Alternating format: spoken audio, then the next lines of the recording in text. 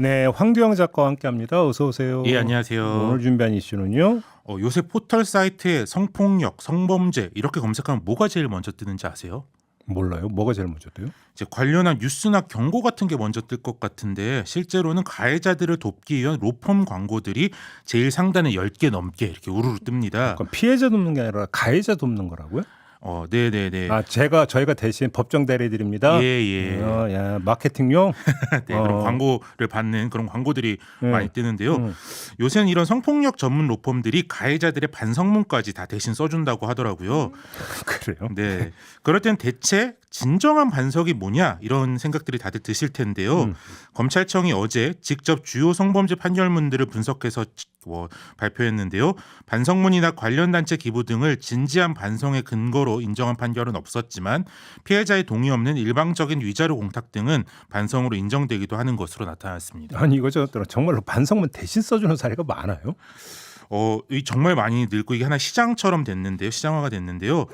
일단 전체 성범죄 건수가 굉장히 많이 늘어났습니다. 이것도 일종의 대필 작가인가요? 뭐 그렇죠. 네, 아무튼 웃으면 안 되는데. 네. 그러니까 좀 헛웃음이 나는 뭐 그런 일인데요. 네. 이제 성범죄 피해자들이 옛날처럼 참지 않고 신고를 점점 많이 하기도 하고 디지털 성범죄가 늘어나면서 가해자 수가 늘어나서 그렇고요. 그리고 성범죄가 무거운 범죄다 이런 인식이 늘면서 실형률도 이제 크게 올랐습니다. 네. 이제 미투 운동 이전에 비해서 한 7% 이상 늘어났는데요. 이처럼 성범죄자들이 많이 잡히고 중벌을 받는 건 나아진 일이긴 한데 이게 한편으로 성범죄 변호를 거대한 법률 시장으로 만들고 이제 반성문부터 시작하는 성범죄 변호 패키지가 있다. 뭐 이런 말까지 나오고 있습니다. 패키지요? 네네. 그럼 구성이 어떻게 되는 건데? 이제 뭐 보통 매일매일의 반성문이 기본으로 들어가고요. 네. 부모님 탄원서, 서약서, 재발 방지 수료 교육 확인서, 봉사활동 증명서, 기부 영수증까지 보통 만들고요. 예. 심지어 헌혈증이나 가해자 본인과 부모의 장기 기증 서약서까지 첨부하는 경우도 있다고 하더라고요. 예. 뭐 이런 패키지는 보통 시가가 50만 원부터 시작한다 이렇게 알려졌는데요. 제가 이제 여기도 이슈하기 전에 여기저기 좀 뭐 먹고 사냐 나 일 좀 달라 이렇게 좀 엄살을 많이 부린 적이 있는데 그랬더니 이제 가해자 반성문을 사건에 맞춰서 눈물 쏙 빼게 써주면 큰 돈을 준다 뭐 그런 은밀한 제안을 반농담으로 이제 황교안 작가 직접 이런 제안 받았어요? 네, 받기도 했습니다. 그러니까 시장가 얼마인지 얘기도 들었어요? 뭐 이게 자세히 묻진 않았는데요. 네. 아무래도 뭐 저 같은 전문 작가들이 붙으면 좀 프리미엄 서비스가 된다 뭐 그런 시장도 있다고 합니다. 아, 그래요?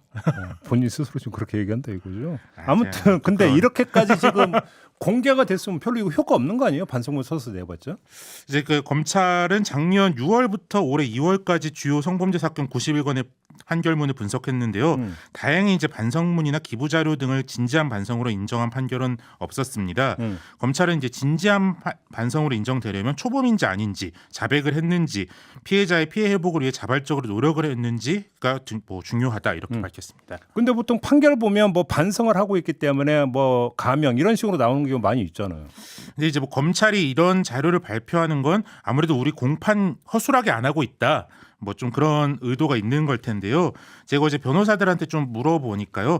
이제 검찰이 주요 사건으로 따로 챙겨볼 만한 중범죄에서는 좀 엄격하게 뭐 작용을 하지만 상대적으로 작은 사건일 때는 뭐 좀 다르다고 하는 경우가 많더라고요. 그래서 이제 판결문에 반성하고 있다 이렇게 쓰진 않더라도 이런 걸 내지 않으면 재판부가 반성의 기미가 없다 이렇게 볼 수 있기 때문에 일단 무조건 내는 게 좋다 이렇게 얘기하더라고요. 근데 검찰 보도자료 보면 위자료 공탁은 반성으로 봐준다 뭐 이런 대목이 있습니까? 이게 좀 최근에 문제되고 있는 건데요. 네. 작년 연말부터 법이 바뀌면서 피해자의 주소나 주민번호 등 신상 정보를 몰라도 가해자가 일단 해당 법원에 공탁을 대신 일단 할 수 있는 도록 법이 바뀌었습니다. 네. 이 개정 취지 자체는 가해자들이 위자료 공탁하려고 피해자들 신상을 알아내기 위해서 피해자들을 괴롭히다 보니까 뭐 일단 법원에 내라 이렇게 한 건데 이게 피해자 합의 없이 공탁을 할 수 있게 되면서 먼저 공탁을 하고 이걸 반성의 근거로 제출한 사례가 늘어나고 있다고 합니다. 참 여러 가지 진짜 각가지하네요.